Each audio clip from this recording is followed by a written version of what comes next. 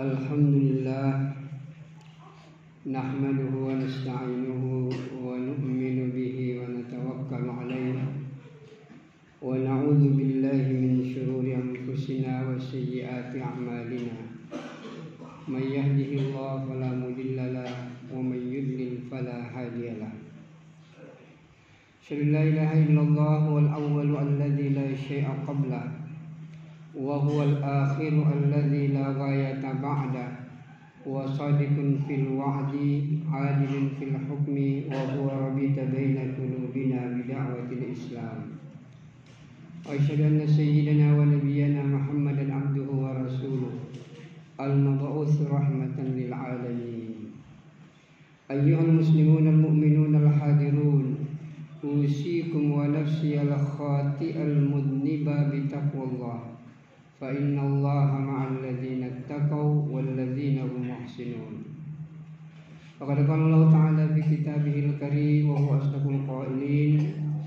A'udzu billahi minasy syaithanir rajim. Bismillahirrahmanirrahim. Innamal mu'minuna alladzina amanu billahi wa rasulihi thumma lam yartabu wa jahadu bi amwalihim wa anfusihim fi sabilillah ulaika humus shadiqun. Qala Rasulullah sallallahu alaihi wasallam la tadkhulul jannata hatta tu'minu wa la tu'minu hatta tahabu aw adullukum ala syai'in idza fa'altumuhu tahabbtum afsus salam bainakum aw kama qala Rasulullah sallallahu alaihi wasallam. Hadirin sidang jamaah Jumat rahimakumullah. Marilah kita senantiasa bersyukur kehadirat Allah Subhanahu wa taala atas segala nikmat yang Allah berikan kepada kita. Dan nikmat ini sangat banyak, tidak mungkin untuk kita menghitungnya, dan Allah memang tidak menginginkan kita untuk menghitungnya. Allah hanya menginginkan kita agar kita mensyukurinya. Jadi hadirin sidang jamaah Jumat rahimakumullah. Jadi ini hanya dua saja, yaitu syukur, kemudian yang kedua sabar. Karena dalam kehidupan ini hanya ada dua kondisi yang melingkupi kita. Yang pertama adalah susah, yang kedua adalah senang. Kalau kita lagi senang, maka bersyukurlah kepada Allah. Dan kalau kita susah, bersabarlah kepada Allah. Inilah dua yang harus ada dalam diri kita. Dan sifat ini mestinya ada pada setiap orang yang beriman. Bahkan dikatakan bahwa kedua sifat ini hanya mampu untuk berkumpul pada orang yang beriman. Hadirin sedang jamaah Jumat rahimakumullah. Iman ini adalah sesuatu yang abstrak, tetapi kekuatannya terlihat dalam kehidupan sehari-hari. Semakin kuat itu iman, maka kita semakin kuat mengamalkan agama. Dan kalau iman ini lemah, maka kita pun juga akan lemah mengamalkan agama. Bahkan kita bisa katakan bahwa agama ini adalah intinya iman. Ketika iman ini mantap di dalam diri kita, mempunyai kekuatan yang dahsyat, maka amal ibadah pun juga pasti akan kuat dan mumpuni sehingga semua perintah Allah mudah untuk diamalkan. Hadirin sedang jamaah Jumat rahimakumullah. Sebenarnya kalau kita perhatikan semua perintah dan larangan itu tujuannya adalah untuk memberikan kepada kita kebahagiaan. Mari kita merenung sejenak, berpikir sungguh-sungguh. Kira-kira adakah di antara perintah dan larangan Allah yang membuat kita susah di dunia ini? Mari kita merenung sejenak. Apakah kita bisa temukan ada satu perintah Allah dan ada satu larangan, kalau itu dikerjakan kita bikin susah?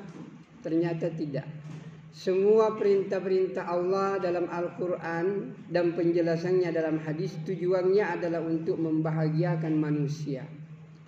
Maka oleh karena itu kalau ada manusia yang tidak merasa bahagia dalam hidupnya, itu berarti ada yang salah dalam mengamalkan perintah Allah dan ada yang keliru dalam meninggalkan larangan Allah. Apabila perintah Allah diamalkan dengan benar dan larangan Allah ditinggalkan dengan benar, maka pasti dan pasti kita akan bahagia dalam kehidupan ini. Hadirin sidang jamaah Jumat rahimakumullah, kita kembali kepada persoalan iman, karena iman inilah yang menentukan kuat dan tidaknya kita untuk mengamalkan ini agama. Namun iman ini susah untuk dideteksi dengan panca indera kita, karena iman ini adalah sesuatu yang abstrak, tetapi dampaknya dalam kehidupan bisa terlihat. Hadirin yang mulia, sama dengan kekuatan angin, tidak pernah mungkin kita melihat angin atau udara. Tetapi angin itu bisa terasa, apa dia sepoi-sepoi atau angin keras, itu adalah hasilnya. Kalau keras itu angin, maka pohon-pohon akan bergoyang dan kita bisa lihat begitu akibatnya, sehingga banyak di sekitar kita itu yang bisa digoyangkan dengan angin. Tetapi anginnya tidak akan kelihatan. Begitulah iman. Jadi iman ini tidak nampak, tetapi kalau iman itu ada dalam diri seseorang, maka aktualisasi agama akan ada dalam hidupnya. Maka oleh karena itu ada sebuah hadis, mudah-mudahan ini merupakan hal yang bisa kita lihat dalam kehidupan kita. Dalam suatu hadis Rasulullah Sallallahu Alaihi Wasallam ini menjelaskan kepada kita bagaimana sebenarnya posisi iman ini, sehingga kita bisa melihat apakah kita beriman sungguh-sungguh atau iman kita baik kepada Allah Subhanahu Wa Taala. Hadirin sidang jamaah Jumat rahimakumullah, Rasulullah Sallallahu Alaihi Wasallam menjelaskan, man kana yu'minu billahi wal yawmil akhir falyukrim jarahu. Itu yang pertama. Siapa yang beriman kepada Allah dan hari kemudian, hendaklah dia memuliakan tetangganya. Yang kedua, man kana yu'minu billahi wal yawmil akhir falyukrim dhaifahu. Siapa yang beriman kepada Allah dan hari kemudian, hendaklah dia memuliakan tamunya. Man kana yu'minu billahi wal yawmil akhir falyakul khairan aw liyasmut. Siapa yang beriman kepada Allah dan hari kemudian, maka hendaklah dia kalau berbicara, bicaranya yang baik-baik saja. Ketika pembicaraan yang baik sudah habis, maka Nabi katakan diam. Hadirin sidang jamaah Jumat rahimakumullah, mari kita lihat lebih jauh daripada tangga-tangga keimanan ini. Nabi menjelaskan, man kana yu'minu billahi wal yawmil akhir falyukrim jarahu. Siapa yang menganggap dirinya beriman kepada hari akhir, kepada Allah dan hari akhir, hari kemudian, maka hendaklah ia memuliakan tamunya, memuliakan tetangganya. Hadirin yang mulia, ini adalah persoalan yang kita hadapi di kota-kota besar, terutama di kompleks-kompleks. Banyaknya orang yang tidak akrab dengan tetangganya, bahkan banyak yang tidak kenal dengan tetangganya. Hadirin yang mulia, bisa Bapak jamaah sekalian lihat-lihat di kompleks-kompleks yang mewah itu, tanya siapa tetangga di sebelah, kadang-kadang mereka tidak tahu dan tidak saling mengenal antara satu dengan yang lain. Padahal salah satu persyaratan keimanan kita ini adalah memuliakan dan mengenal baik tetangga yang ada di dekat kita. Hadirin sidang jamaah umat rahimakumullah, begitu pentingnya memuliakan ini tetangga, sehingga Nabi dalam sebuah hadisnya mengatakan bahwa kalau kau membangun rumah, jangan sampai kau menghalangi udara masuk ke dalam rumah tetanggamu, atau sinar matahari masuk ke rumah tetanggamu. Oleh karena itu sebelum kita membangun rumah misalnya, maka hendaknya kita minta izin kepada tetangga. Ya, alhamdulillah memang ada surat izin dari pemerintah, itu harus minta tetangga muka belakang kiri kanan. Tapi kadang-kadang ini tidak diamalkan. Hadirin yang mulia, orang yang membangun rumah lebih tinggi dari rumah tetangganya, kemudian udara terhalang masuk ke rumah tetangganya dan tidak ada izin dari tetangganya, maka dia akan bertanggung jawab nanti di hari kemudian.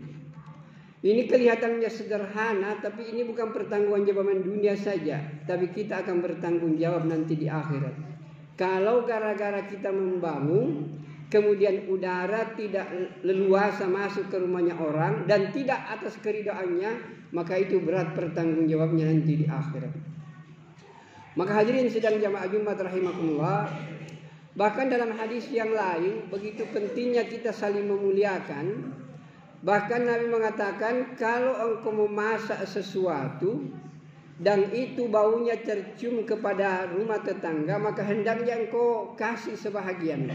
Bahkan kalau memasak, perbanyak yang namanya kuahnya, airnya, sehingga tetangga juga bisa mendapatkannya. Maka hadirin yang dimuliakan oleh Allah Subhanahu wa taala, dan bahkan kalau terjadi sesuatu, kita pasti lebih mudah ditolong oleh tetangga dibanding dengan saudara yang saudara dekat, mungkin bapak, mungkin saudara, dibanding dengan tetangga kita. Karena begitu terjadi sesuatu, yang bisa menolong kita adalah tetangga kita. Maka oleh karena itu, hadirin sidang jamaah Jumat rahimakumullah, Nabi mewanti-wanti kita, apabila engkau mencari satu rumah, cari dulu tetangga baru mencari rumah.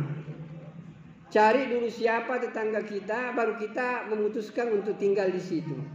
Karena ini sangat berpengaruh dalam kehidupan kita, dan berpengaruh dalam kehidupan beragama kita. Kalau tetangga kita taat kepada Allah, insya Allah imbasnya akan datang kepada kita. Maka inilah pentingnya, sehingga kita diharuskan untuk mencari dulu tetangga sebelum mencari itu rumah. Hadirin sidang jamaah Jumat rahimakumullah. Kemudian begitu pentingnya ini menghormati tetangga. Kadang-kadang Nabi mengatakan bahwa sepertinya begitu pentingnya Jibril senantiasa datang mengingatkan tentang tetangga. Sepertinya ini merupakan ahli waris. Padahal tidak. Begitu pentingnya kita untuk memperhatikan tetangga. Bahkan kalau kita membeli sesuatu yang mewah-mewah atau yang enak-enak, yang kelihatannya tetangga tidak mampu membeli, lebih baik disembunyikan. Jangan sampai tetangga lihat, kemudian kalau tetangga lihat atau anak-anaknya lihat, bisa membuat susah tetangga, termasuk sesuatu yang tidak memuliakan tetangga. Hadirin sidang jamaah Jumat rahimakumullah. Kemudian yang kedua, Nabi menganjurkan kepada kita agar supaya menghormati tamu. Sehingga Nabi menjelaskan, man kana yu'minu billahi wal yawmil akhir falyukrim dhaifahu. Siapa yang menganggap dirinya beriman kepada Allah dan hari kemudian, maka hendaklah dia menghargai, memuliakan tamunya, siapapun orangnya. Samakan saja antara bupati yang datang ke rumah kita dengan rakyat jelata yang datang ke rumah kita. Samakan saja antara orang kaya yang datang ke rumah kita, orang miskin yang datang kepada kita. Hormatilah dia sebagai tamu yang dianjurkan dalam agama untuk menghormatinya. Ladenilah dia semampu kita. Bahkan ada ulama yang menganjurkan, kalau ada tamu yang datang, tidak apa kita berutang untuk menjamu itu tamu. Dan perlu dipahami, haknya tamu untuk dijamu sungguh-sungguh itu adalah 3 hari 3 malam. Bahkan di zaman Rasulullah SAW, kalau ada orang yang datang ke Madinah, dimanapun dia mau makan, maka dia tidak akan bayar. Dan orang tahu bahwa ini bukan penduduk asli Madinah, maka kalaupun dia tidak bayar, pembayarannya tidak akan diterima. Dan semua orang berlomba-lomba kalau ada tamu untuk menampung tamu tersebut. Inilah persaudaraan yang dibangun oleh Nabi ketika masyarakat Madinah itu dikatakan Madinahun Munawwarah, yaitu masyarakat yang memancarkan cahaya ke seluruh dunia. Karena begitu hebatnya Nabi menghidupkan suasana keagamaan di dalam masyarakat Madinah.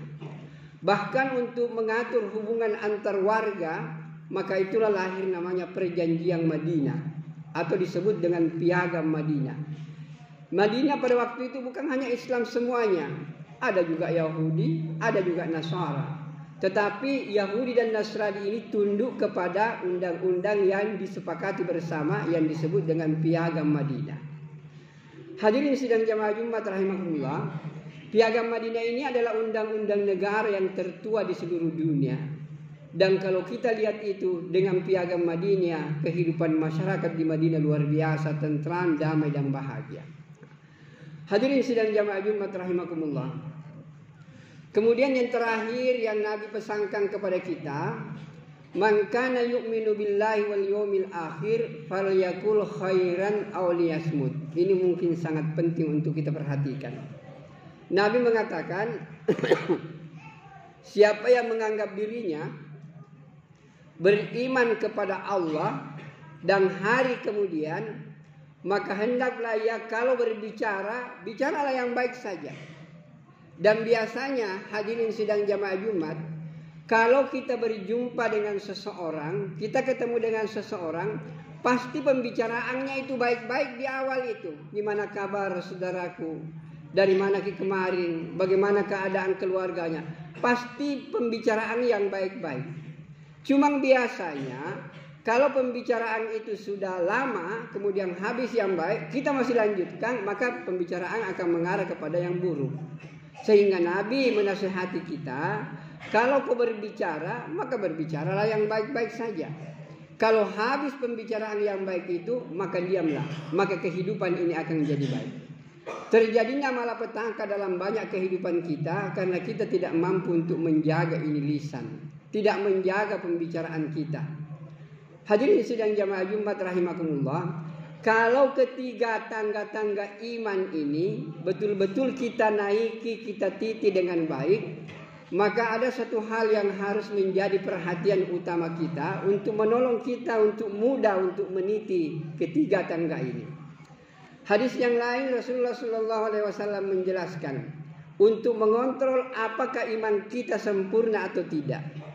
Nabi bersabda, man kana yu'minu billahi wal yawmil akhir falyukrim daifahu falyukrim jahrahu falyakul khairan aw liyasmut. Inilah tiga yang menjadi hal yang harus betul-betul kita perhatikan. Kemudian untuk sampai menggapai ketiganya ini, maka Nabi katakan la yu'minu ahadukum hatta yuhibba li akhihi ma yuhibbu li nafsihi. Tidak beriman salah seorang di antara kamu sehingga dia mencintai saudaranya, mencintai orang lain sebagaimana yang dicintai untuk dirinya sendiri. Kalau ini sebagai pemungkas, maka ketika persoalan ini bisa mudah untuk kita kerjakan. Tolong perhatikan baik-baik, Nabi katakan, tidak dianggap kamu beriman kepada Allah dan hari kemudian kalau kau tidak mencintai saudaramu, apa yang kau cintai untuk dirimu sendiri? Mari kita merenung, apa kira-kira yang kita inginkan untuk diri kita? Saya langsung saja, pasti semua kita ini ingin masuk ke dalam surganya Allah untuk mendapatkan keridaan Allah.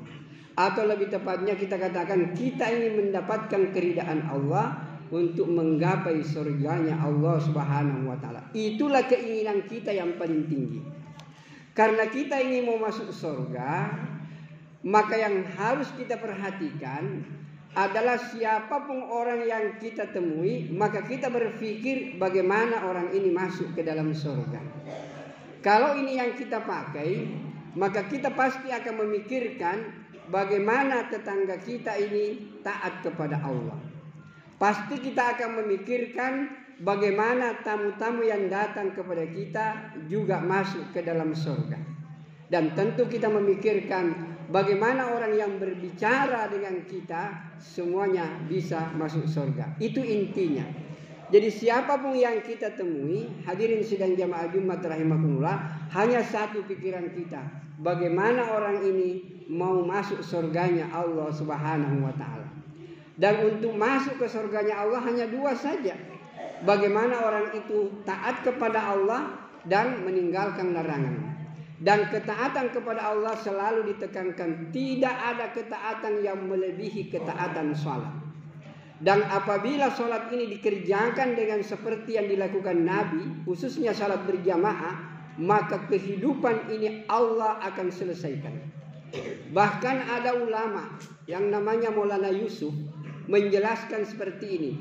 Seandainya umat Islam, mari kita perhatikan, seandainya umat Islam di seluruh dunia, jangankan 100%, 50% saja sudah menghidupkan sholat berjamaah 5 kali sehari semalam, maka Allah akan menyelesaikan persoalan umat ini. Saya ulang, ini penting. Hadirin yang mulia, beliau katakan seandainya umat Islam jangankan 100%, 50% saja umat Islam ini mau melaksanakan sholat berjamaah 5 kali sehari semalam, maka Allah akan selesaikan persoalan-persoalan umat ini. Maka oleh karena itu dari mimbar ini saya ingin menggugah kita semua, mari kita pelihara sholat ini, sholat berjamaah. Dan kita lihat dalam kenyataan, kalau hadirin sidang jamaah Jumat mau memperhatikan, coba tengok di mana kita tinggal. Perhatikan masjid itu. Apakah sholat subuh sudah 50% seperti ini? Kalau tidak, masih jauh perjuangan kita. Tetap kita harus bersungguh-sungguh untuk saling mengajak dan memanggil bagaimana supaya memakmurkan masjid ini. Karena disinilah kunci kebangkitan Islam. Islam tidak akan bangkit kalau masjid kosong dari jamaah. Mudah-mudahan Allah Subhanahu wa taala memberikan kekuatan iman kepada kita untuk senantiasa mentaati perintah Allah dan meninggalkan larangannya. Dan tadi sebagai ukurannya, muliakanlah tetangga kita, muliakanlah tamu kita, dan berbicaralah yang baik, kalau habis lebih baik diam. Mudah-mudahan Allah Subhanahu wa taala memberikan kekuatan kepada kita untuk senantiasa memikirkan orang lain, bagaimana orang lain bisa masuk surga semuanya bersama dengan kita. Barakallahu li wa lakum fil Qur'anil azim wa nafa'ni wa iyyakum bima fihi minal ayati wadh-dhikril hakim wa taqabbala minni wa minkum tilawatahu innahu huwas samiul alim.